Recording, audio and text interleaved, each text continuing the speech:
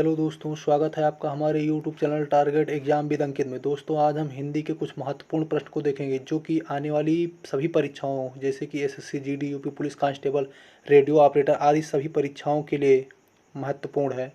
Question number एक देखते हैं। निर्मल का विलोम शब्द है। निर्मल का विलोम होगा मलिन। ऑप्शन नंबर सी। निर्मल का विलोम विलोम होगा मलिन। Option number C.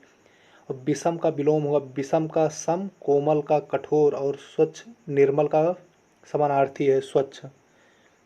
Question number दो दिया गया है, ज्ञानपीठ पुरस्कार किस भाषा में दिया जाता है। ज्ञानपीठ पुरस्कार किस भाषा में दिया जाता है। संस्कृत, हिंदी, पंजाबी और संविधान की 8वीं अनुसूची में शामिल सभी भाषा। संविधान की 8वीं अनुसूची में शामिल सभी भाषा। संविधान की 8वीं अनुसूची में शामिल सभी भाषा प्लस अंग्रेजी में भी दिया जाता है। अंग्रेजी अंग्रेजी। क्वेश्चन नंबर तीन दिया गया है, अनेकार्थी शब्द। नाग का अर्थ है कमल, हाथी, भौरा और राजा। तो नाग का अर्थ होता है हाथी। Option number B. कमल का होगा अरविंद, शतदल, शतपल और नीरज, जलज। भौरा का हो जाएगा मधुकर,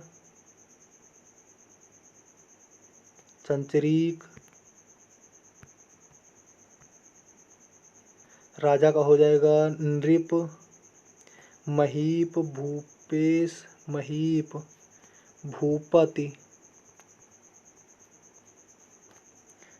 और क्वेश्चन नंबर चार दिया गया है, भविष्य का विचार न कर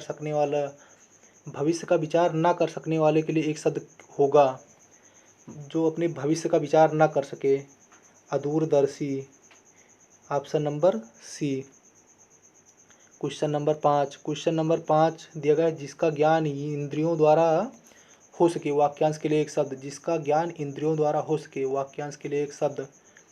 जिसका ज्ञान इंद्रियों द्वारा हो सके तो उसे कहेंगे हम गोचर। Option number A. आज आकाश में छाए हैं। आज आकाश में छाए हैं। आकाश में बादल छाए हैं। तो बादल तो यहाँ दिया ना, इसका बादल का पर्यायवाची होगा जलद, तोयद, अम्बुद, नीरद। ऑप्शन नंबर सी।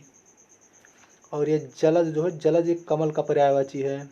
जलद ही समुद्र का पर्यायवाची है। नीरज ये भी कमल का पर्यायवाची है। दिया गया है क्वेश्चन नंबर 7, निम्न में से प्रेरणार्थक क्रिया है। प्रेरणार्थक क्रिया दो प्रकार की होती है, प्रथम प्रेरणार्थक और द्वितीय प्रेरणार्थक। आना प्रत्यय लगाने से प्रथम प्रेरणार्थक बनती है और वाना प्रत्यय लगाने से द्वितीय प्रेरणार्थक। प्रथम प्रेरणार्थक में आना प्रत्यय लगता है और द्वितीय में वाना प्रत्यय लगता है शब्द में। तो इसने पूछा प्रेरणार्थक क्रिया है तो जगाना, पढ़ना, चलना और लिखना। तो पढ़ना, लिखना और चलना ये तीनों क्रिया है और जगना एक क्रिया होती है। इसमें आना प्रत्यय लगा हुआ है तो यानी जगाना। ऑप्शन नंबर ए इसका सही आंसर हो जाएगा। क्वेश्चन नंबर 8 दिया गया है, शुद्ध वर्तनी की पहचान कीजिए। कौन सा शब्द शुद्ध है। तो जिसे लिखा है यहाँ पर मृण्मय, तो मृण्मय इस तरह लिखा जाएगा मृण्मय, ये शुद्ध शब्द हो जाएगा। चरमोत्कर्ष, तो चरमोत्कर्ष का हो जाएगा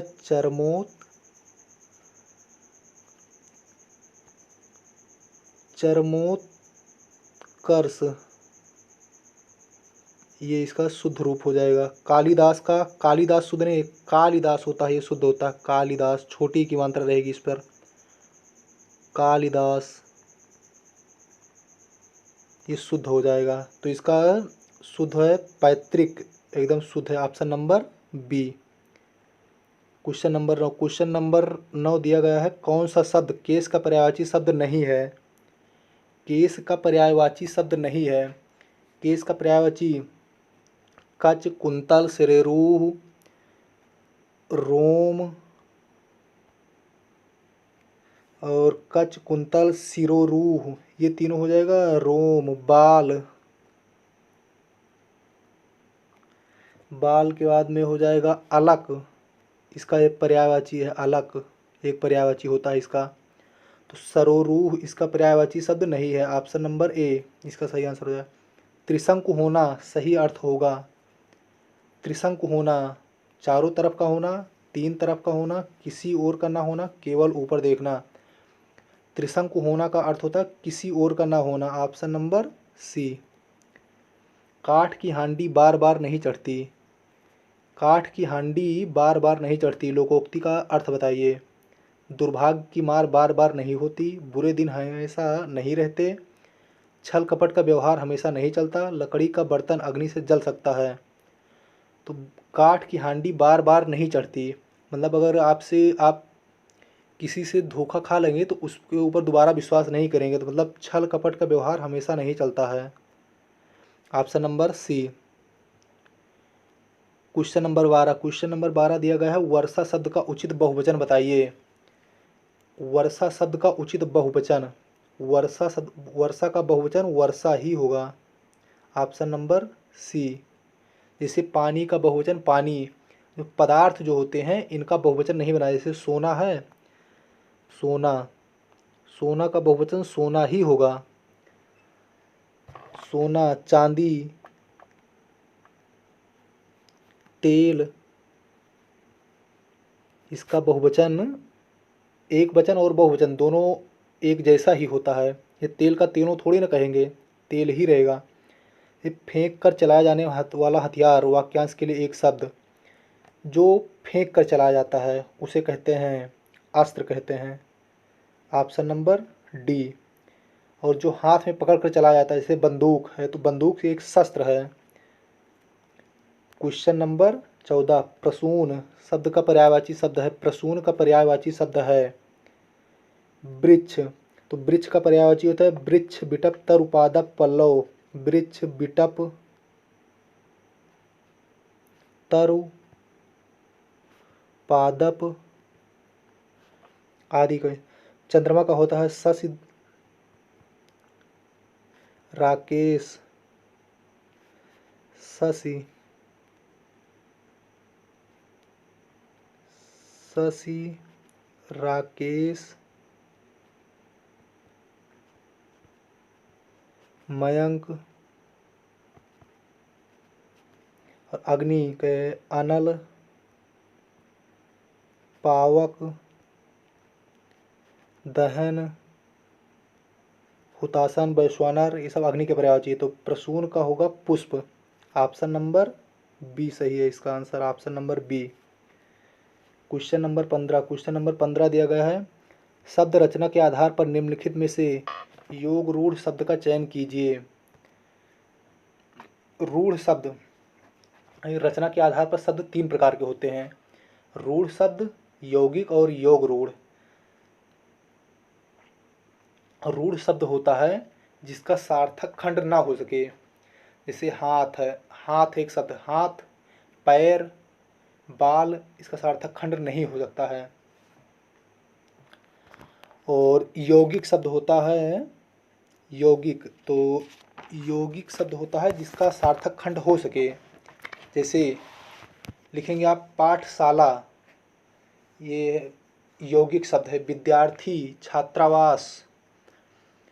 और योग रूढ़ शब्द होता है कि जिसका खंड तो हो सके, उसका सार्थक खंड हो जाए लेकिन एक विशेष अर्थ दे। जैसे बहुब्रीहि समास का समस्त उदाहरण, बहुब्रीहि समास के समस्त उदाहरण योग रूढ़ शब्द होते हैं। तो जैसे यहाँ पे लिखा है जलज, ऑप्शन नंबर डी इसका सही आंसर होगा जलज। तो जल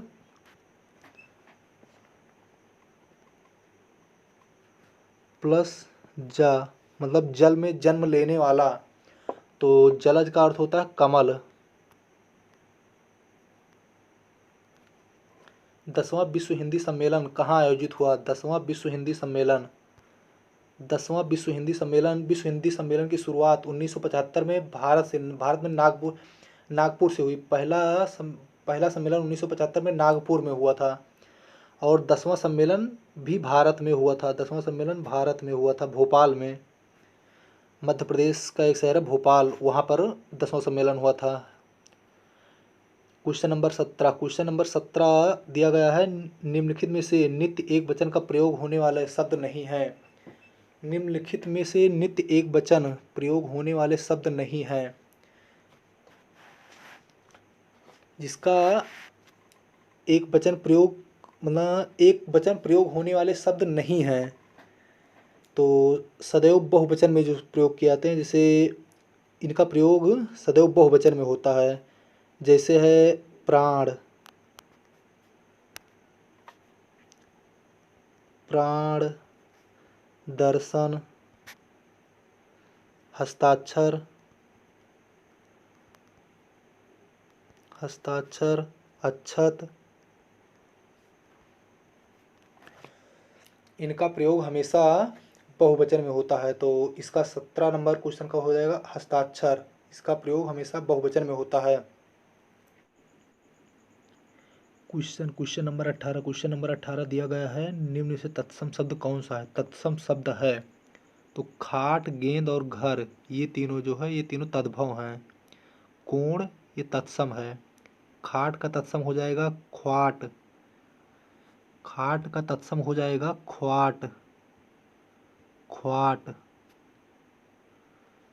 और गेंद का हो जाएगा कंदुक, कंदुक गेंद का तत्सम है।